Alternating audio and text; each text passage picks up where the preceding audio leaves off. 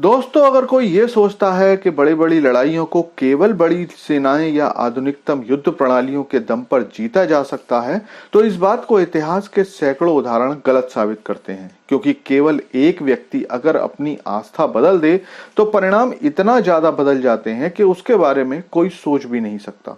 और ऐसे उदाहरण विभीषण से लेकर आज तक मिलते रहते हैं। और इसका ताजा उदाहरण तब देखने को मिला जब ईरान से खबर आई कि ईरानी सिक्योरिटी एजेंसीज ने इस व्यक्ति को गिरफ्तार कर लिया।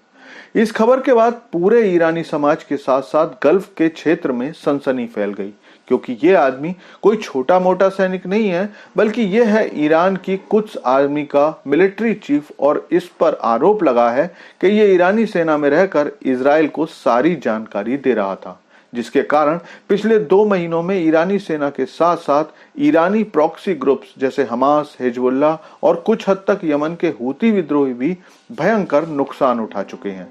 और हमास के साथ ही हिजबुल्लाह तो लगभग खत्म होने की कगार पर है। तो चलिए सारी खबर जानते हैं, लेकिन आपसे रिक्वेस्ट है कि चैनल को सब्सक्राइब कर लीजिए, क्योंकि यहाँ आपको डिफेंस, फाइनेंस और फॉरेन पॉलिसी पर वीडियोस रोज मिलते हैं। तो दोस्तों, पिछले 2 महीनों में अचानक से ईरान के सारे पासे उल्टे पड़ रहे थे। ईरान के प्रॉक्सी ग्रुप्स जैसे हमास, हिजबुल्लाह या हूती विद्रोही लगातार इजराइल पर हमले तो कर रहे थे, लेकिन इजराइल जब जवाब देता था तो उसमें इन देशों के हथियारों के गोदाम, मिसाइल भंडार पूरी तरह से बर्बाद हो जाते थे। और मजे की बात यह थी कि इन हमलों में केवल और केवल ये भंडार ही बर्बाद होते थे। लेकिन केवल इतना ही होता तो भी सही, लेकिन हमास और हिजबुल्लाह के ऊपर हुए हमलों में जिस तरह से शीर्ष कमांडर मारे जा रहे थे, उससे ईरान के सारे प्लान बेअसर होते जा रहे थे। बात अगर 2 महीने पहले की करें तो याद कीजिए, ईरान में हुए एक हमले में हमास के शीर्ष नेता इस्माइल हानिये को इजराइल ने एक अटैक में मार डाला था।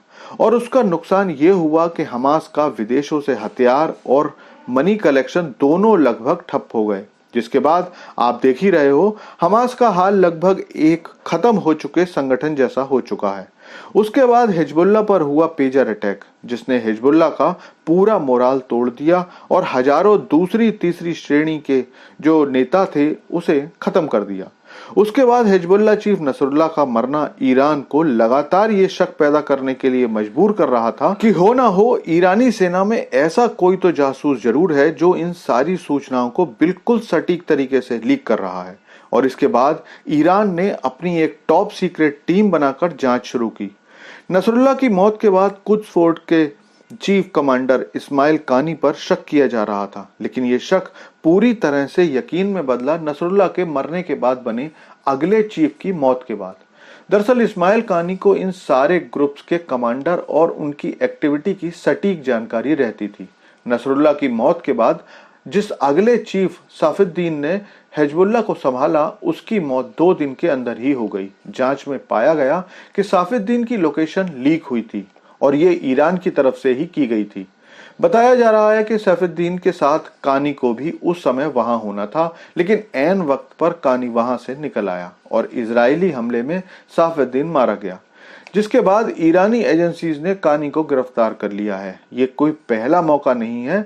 इससे पहले भी ईरान के पूर्व राष्ट्रपति अहमदी नेजाद ने यह बयान दिया था कि उनके समय में इजरायली इंटेलिजेंस एजेंसी मोसाद इस तरीके से सिक्योरिटी सिस्टम में घुस चुकी थी कि मोसाद से लड़ने के लिए उन्होंने जो एक सीक्रेट ग्रुप बनाया था, उसकी एजेंसी के हेड सहित 20 लोग खुद मोसाद के लिए ही काम करते पकड़े गए थे।